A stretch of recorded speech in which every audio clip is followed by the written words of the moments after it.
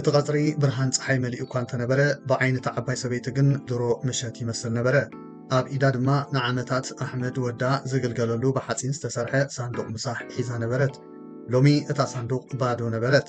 ሎሚ ካብ ዝኾነ እዋን ላዕሊ ዝኸበደ ኮይኑ ተሰሚዑኒ። ኣሕመድ ብስራሕ ናብ ከተማ ከይዱ ነይሩ። ማሚ ንቑሩብ ኣዋርሕ ጥራይ እዩ። ድሕሪኡ ምሳይ ክወስድ ከኢሉ ቃል ኣትዩ ነይሩ። ኣዋርሕ ሓለፈ።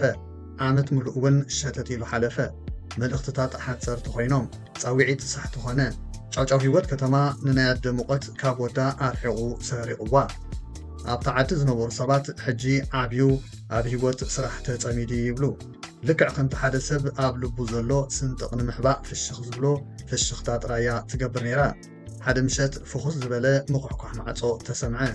ልባ ዘሊላ ኣሕመድ በለት። ኖኖ ማማ ኣሕመድ ስራሕ በዚሕዎ ክመፅእ ኣይክእልን ኢሉ እዚ ሰዲዱልኪ ይብላ። ነቲ ፖስጣ ወሰደቶ። ኣብ ውሽጡ ገለ ሕሳብን ንእሽቶ ወረቐትን ነበረ። ማሚ ብዛዕባ ሳንዱቕ ምሳሕ ኣይትጨነቒ ዳሓንየ ጸሊይለይ ዝብል ነበረ። ነቲ ኖት ኣብ ኣፍ ልባ ጸቐጠቶ ከም ናይ መወዳእታ ሓቑፉ ውላዳ። ሽዑ ነቲ ባዶ ሳንዱቕ ምሳሕ ከፊታ ኢዳ ቀስ ኣቢላ ኣብ ውሽጢ ኣእትያ ልስሉስን ዝተሰብረን ፍሽኽታ ሕሹኽ በለት። ቅድሚ ሕጂ እቲ መግቢ ጥራዩ ዘዝሕል ነይሩ፣ ሕጂ ግን ልባ እዩ። ነቲ ሳንዱቕ ዓፅያ ንላዕሊ ናብ ሰማይ ጠመተት።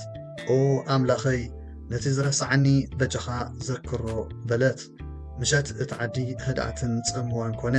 እዛ ዛንታ ልብኹም እንተደኣ ተንኪፋትኩም ነዛ ቪድዮ ላይክ ግበሩላ። ንሓይሊ ፍቕሪ ንዝኣምን ሰብ ሼር ግበርዋ። ፍቕሪ ደ ንምግላጽ ኣብ ኮመንት ስምዒትኩም ኣንብሩ። ከምኡውን ነዛ ቻነል ሳብስክራይብ ብምግባር ኣገደሲ ዝኾኑ ዛንታታት ክንነግር ይሕግዘና እዩ። ናይ ሎሚ ምሳጥ ዛንታ ኣብ ዝኽንውድእ ኣብ ዝቕፅል ስጋብ ንራኸብ። ሰላም።